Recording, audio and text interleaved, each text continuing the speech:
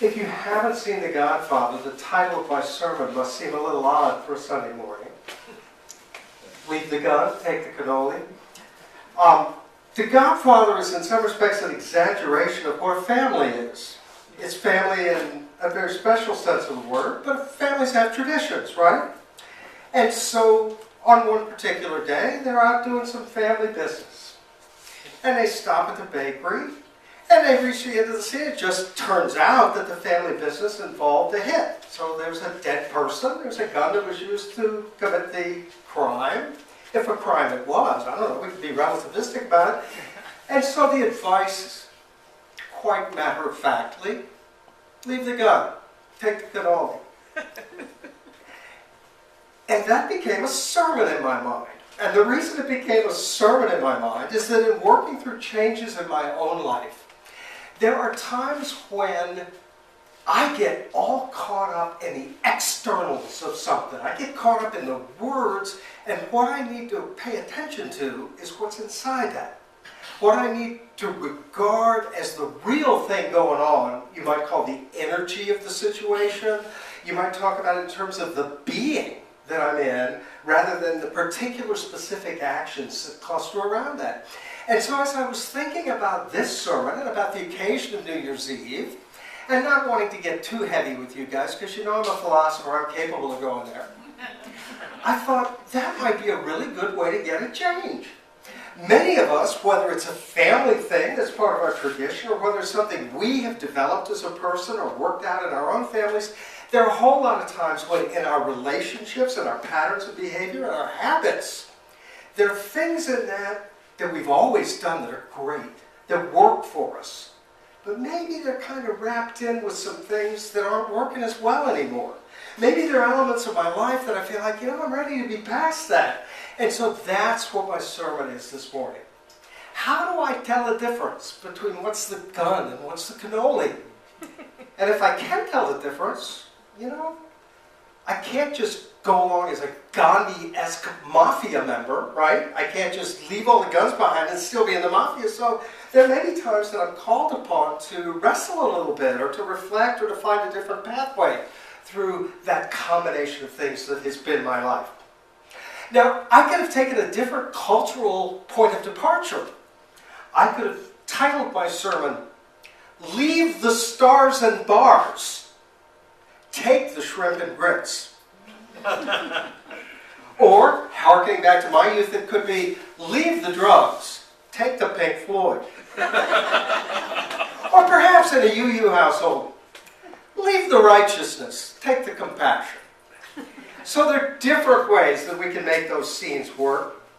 But in any case, what I liked about the gun and what I liked about the cannoli, a gun is something that you have to carry in a life where you have something to defend, where there's a code of honor, and where there's a necessity of revenge. It's the Hatfields and McCoys, it's La Familia, and in a lot of ways, in our lives, a gun is a good representation of what we're attached to. I can't leave that, I'll be defenseless if I don't have that in my life. Well, then they're just going to take advantage of me if I don't do that. So in some respect, being armed is, from my spiritual point of view, at least at times, a problematic state to be in. No offense to the NRA, and I speak that into my wine. On the other hand, the cannoli, what is sweet in life, right? Whatever resolutions we make about diets and other things, we don't want to give up the sweetness of life. We may have to find other things that are sweet, but we sure don't want to give up the sweet altogether. So that's part of what's essential there. Well, when we think about New Year's in terms of resolutions, one of the things that we've been accustomed to think of is New Year's resolutions don't work. There's a lot of perception in our culture that there's something shallow and ultimately ineffective about New Year's resolutions. Anyone have that perspective on them? I have most of my life. Therefore, I don't make them. And I resolve not to ever make them again. But it turns out that compared to the alternatives, New Year's resolutions are not a bad thing. And so I want to go through several of the alternatives as a way of setting up a whole structure for my sermon today. One of the alternatives to New Year's resolutions is to say, there's nothing wrong with me or my life. I'm perfect in every way. Why would I resolve to change anything? Okay, good for you. If you're perfect, I envy you. Another way we can approach that is to say, yeah, change, but like what? I mean, there's this and that. I'm so overwhelmed. I mean, like, I don't even know what. That would be a tough place to be in. So like, overwhelmed and befuddled that you didn't even know where to begin. What would you resolve? That's a tough place to be. Here's a third one. A third one would be, well, all right, I know I should change, and that other people change in ways that are like, at least okay. So I guess I'll give it a try, a little bit maybe. And you can imagine how effective that's going to be. And then finally, there's the really hard one. The really hard one, which is kind of signified in some ways by my title metaphor. I can't change that because that's part of who I am. Can you imagine that? Can you imagine something that you know isn't quite working, but that you believe is so deeply rooted in your character and your personality that you just wouldn't be you if that wasn't there? Right? That would be a tough situation to be in. So what I'm going to do, I'm going to come back to each of these four, but I want you to recognize right off that compared to any one of those four, to be able to say, this is a change that I want to make, that I believe I'm capable of making, that I intend to make, and I plan to do so in the coming year or whatever, that's not a bad thing at all.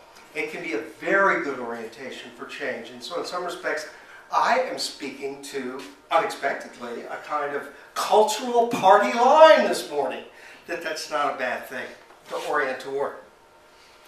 But one of the things that I have believed, that was confirmed in something I saw in the Washington Post over this holiday when I had the good fortune of being in a different metropolitan area for a little while, I saw an advice kind of column from Jenna McGregor in the Washington Post on the 30th of December, where she was quoting a leadership guru. What was this guy's name? He's got a book out. James Clear, whose book is Atomic Habits. And this is worth reading to me, I think, reading this whole paragraph, because it gets at what I believe is the very essence involved in change. We're not talking about a behavior. We're talking about who you are. Remember that fifth thing? I can't change. This is just who I am.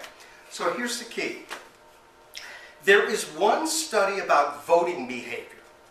If people were asked questions the day before they go to vote to make an identity-related phrase like, I am a voter, they were more likely to show up than if they were simply talking about a behavior, such as I plan to vote. Mm-hmm. There are a bunch of studies that show once you invoke a particular identity, you're more likely to stick to the habit in the long run. Mm-hmm.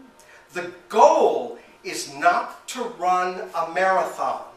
The goal is to become a runner. The goal is not to write a book.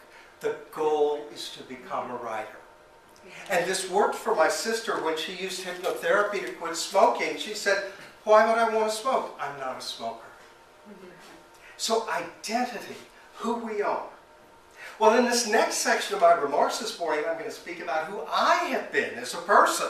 Because sharing that, I think, sets up a little bit what's involved in the changes many of us face as we go through different points in our lives. When I was very young, I mean, second grade or something, I was really aware of my potential. My family had kind of made me think, it kind of made me big for my britches, I guess. But I thought I'm pretty smart, I can do a lot of things. And so when I did poorly on a test, and my father said, we're only asking you to do your best. I broke down crying. The weight of my potential was just too much for me to have to carry that burden all the time. And so I found ways through my life of working out ways to kind of like adjust expectations, not feel all the pressure that I might have felt. And later on I found out that my parents regarded me as hyperactive. Everybody knew I was hyperactive. There was medication I could have been given, but my grades were good enough. They didn't mess with that. And so I lived much of my life and the formative years of setting up who I am with a more or less undiagnosed attention deficit hyperactivity disorder that I kind of worked into a style. So here are some of the bad things and good things about it. Here's some of the good things about it. Some of the good things about it are your brain physiologically is different. The neurochemistry of your brain is different if you're ADHD. And so functioning differently, there are things that just don't happen right sometimes. There are other things that may happen better. One of the ways a person can look at that is to say, I'm not normal. There's something wrong with me. I can't do what the other kids do. I'm sick. Or even in some sense, I'm bad if I'm failing to do something I ought to be capable of. All I had to do was pay attention. Why didn't I do that, right? So a good thing about the style I cultivated out of this is that I wasn't beating myself up. That pressure to always concentrate on what you needed to, I was able to keep that pressure at bay. I was also able to cultivate some really good hyper-focus and enjoy some things in tremendous ways. I was able to develop a flexibility about life. And when I was coming up, mainly into the 1970s, that was a time when, unlike now, our politicians and president were engaged in questionable behaviors. There was racism in our society. We were fighting wars. There was economic injustice. There were all kinds of things about society in the 1970s that used to be problematic in this very United States of America. And so it was pretty easy for me to be outside the mainstream and to think, well, that's okay. Do you really want to join in this stuff, right? But the problem with that is, one of the downsides of that whole cultivating a lifestyle around quasi-oppositional, I do it differently, ADHD, zigzaggy stuff. One of the downsides to that is I was never going to be efficient. It was always going to be a question how well I was going to adapt to or accommodate social expectations, right, with that kind of background and those kinds of core beliefs. So surprise, surprise, as I'm going through my adult careers and being denied tenure as a philosophy professor, being not interviewed for my job at the same time I'm being recommended for highest merit for it, having other kinds of things that happen and that I've encountered, it turns out that I can legitimately be diagnosed now with post-traumatic stress. So my way of dealing with the PTSD, my way of dealing with the ADHD stuff was to like keep bumping up against my culture in a way that I never quite succeeded at. So all of that is my way of saying that even before New Year's, I've been engaged in a program of personal change, which goes back to those core beliefs and says, you know what? I think I've reached a point in my life, now that I'm 64, that magical Sergeant Pepper's age, I've reached a point in my life where I think I'm ready to try to do my best. I want it to be hard. I don't want to have to pay attention to things I don't like. I don't want to have to be disciplined. I don't want to have to go back and redo all the stuff I was supposed to do to get to a point where you could do your best. But you know what? I can do better than I'm doing. Somehow, there's a way for me to tap into something that's consistent with who I am, that my life can be better than it's been. So that's where I've been in my journey of change. That's where I am coming into the new year. Before I get back to those core beliefs, I want to say that there's a really clear and good example of that with my current job. I work for Mental Health America of Northeast Florida. And my only task in my job is to help people who are either homeless or at risk of homelessness and who have some sort of mental illness or diagnosed condition of a mental challenge, if you prefer to put it that way. I help those people apply for Social Security disability benefits. Because that's a really, really hard, demanding, cross the T's, dot the I's sort of process. And there's a lot of stuff that an ADHD person can't really do that well. So I'm a peer, right? I've got the ADHD, I've got the PTSD, but I function at a high enough level where I'm able to help folks in a way that can be very satisfying to me. There's a lot of cannoli in that when it works, okay? It feels good to help somebody good. At the same time, pretty early on in this job that I walked in really well qualified for, I'd been trained even for it ahead of time, I figured out that they hadn't implemented the structure that the model I was following was based on. That the liaisons, the relationships, those things weren't really in place. And I found out that if you do this online and that at the field office, this person might not know what that person did, and bizarre things were happening. So if you've ever read Kafka, you have some sense of what I felt like. That is, things that are weighted against you to absurd proportions, things that you take for granted in a rationally ordered environment could not be relied upon whatsoever. That was a pretty tough place to be. So it became harder for me, and I was getting more and more beat up by it. But I knew it wasn't me. I believed it wasn't me, fortunately, otherwise I'd have been worse off. I muddled my way through with some help. Then I hit a hot streak, and I figured it out. Now we're in trouble, right? I've got this. And I was able to help almost everybody, things were working well, and then something else happened. I worked through the Social Security Administration, but that was only the doorkeeper. That was only that this door was always meant for you and no one else part of Kafka. When I got through the door, there was the Disability Determination Services. There were the people who actually decided, well, do you meet the listing for this mental illness to be considered disabled? And I'd look at their rules and I'd make the case, and people would get denied for stupid reasons. And it was killing me, and it still is very difficult for me. So here's where I'm struggling right now, okay? Right now. I have had a belief lately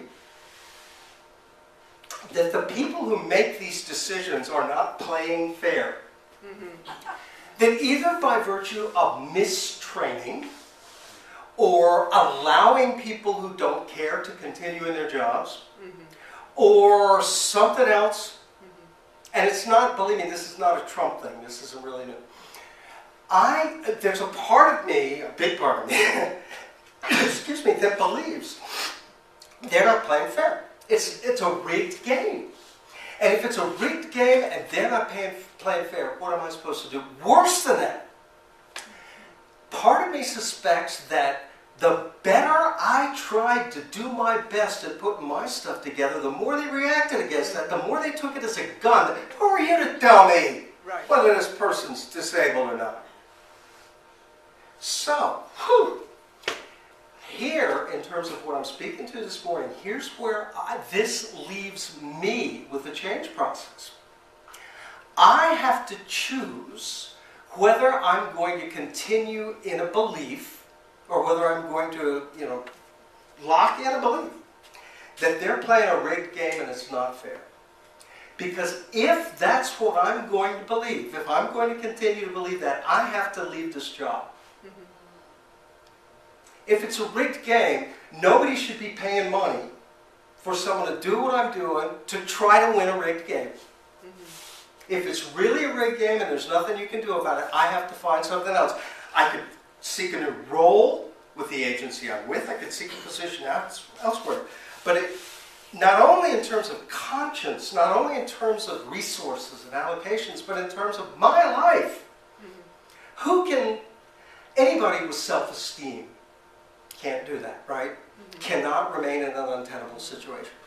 So I have to decide, is that objectively and externally untenable? And if it is, I need to move on.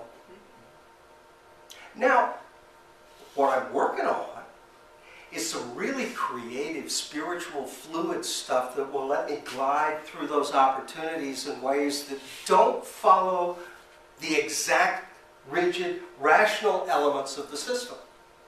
I went into it thinking it's a system that's based on rational orders and rules and things, and playing it that way hasn't worked. So, maybe one of the best ways to play it is to glide through that system in a way that somebody who knows the social network is able to do. And it was never about whether they really objectively met the listing or this, that, or the other. It was about how you felt when you made the decision.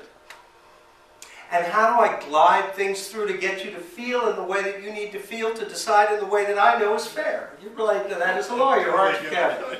Right? It's about what the jury thinks and not whether something actually happened, right? And my jury's the adjudicator. So that's what I'm working on.